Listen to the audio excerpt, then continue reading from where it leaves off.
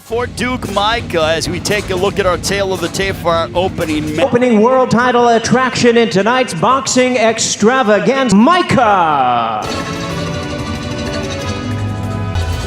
who is looking to make a big statement, managed by Keith Conley, who happens to be the manager of Sergadians. He actually trained in Bukum as in New York City ever since coming off of a 9-month layoff, and now Jean-Riel Casimero, a 3-division world at time.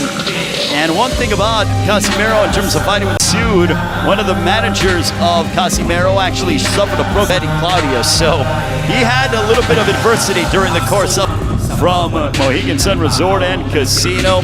Between greatest from the Philippines, Manny Pacquiao, Donnie Nietes as well. How it all shakes it out for our open. Ladies and gentlemen, good evening and welcome. Brought to you by Lions Only Promotions, TGB promoted in the world. This bout in the ring is sanctioned by the WBO Cheatham. From Orangeburg, New York, Julie Letterman, and from... All right, fans, here we go. 12 rounds of boxing corner. Wearing brown trunks with gold trim and hailing from bosses. 19 big wins coming by way of knockout. And his opponent across his weight, 117 3/4 pounds. His record, 20 world champion and the reigning WBO bantamweight champion of the world is Steve Willis. Now to give instructions, 12 rounds of world. Instructions in the dressing room. I want you to obey the commands, protect yourselves at all times. Right now, we're going to call on the 11. Casino for this loaded card. Rivera back on December 7th. We are underway. Whoever Manny Pacquiao is. Supporting his fellow countrymen. I'm curious to see, Ray, Micah, how he starts out in the first few rounds. Get into a rhythm, whereas Micah, this is his first title opportunity. You see Casimero. Casimero winging some. There's a nice right to the body. Well, he has a very, he likes to dart and continues to move upwards. Does Jean-Riel Casimero. Our opening stance. Left hook to the body. He's undefeated, but doesn't have the resume that you have. So you get mentally prepared for a guy like Inoue. You can't overlook him, as you see a great jab by Micah. And that's what I'm saying, Ray. Ends the first.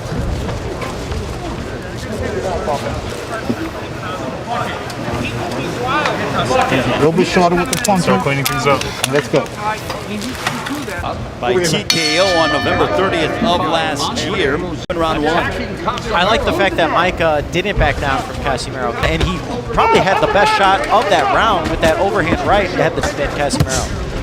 It was a nice chopping right hand by Micah. Casimero willing to fight on the inside.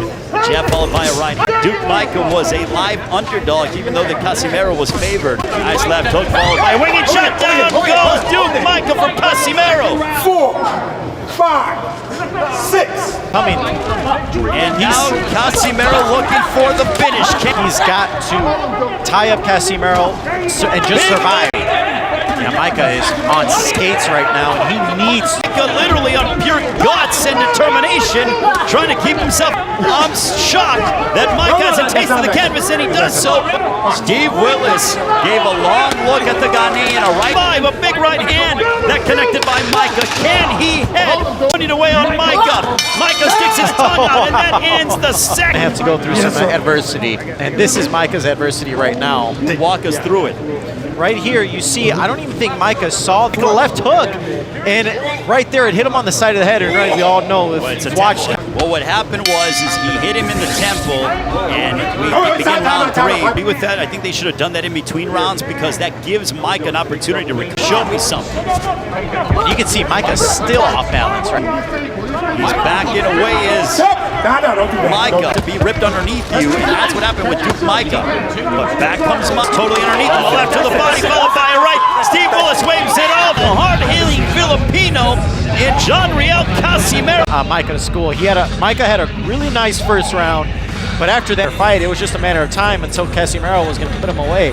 As we see Casimero in the last 2 rounds, once he went down. you cannot think that you're going to go toe-to-toe with a guy like Casimero.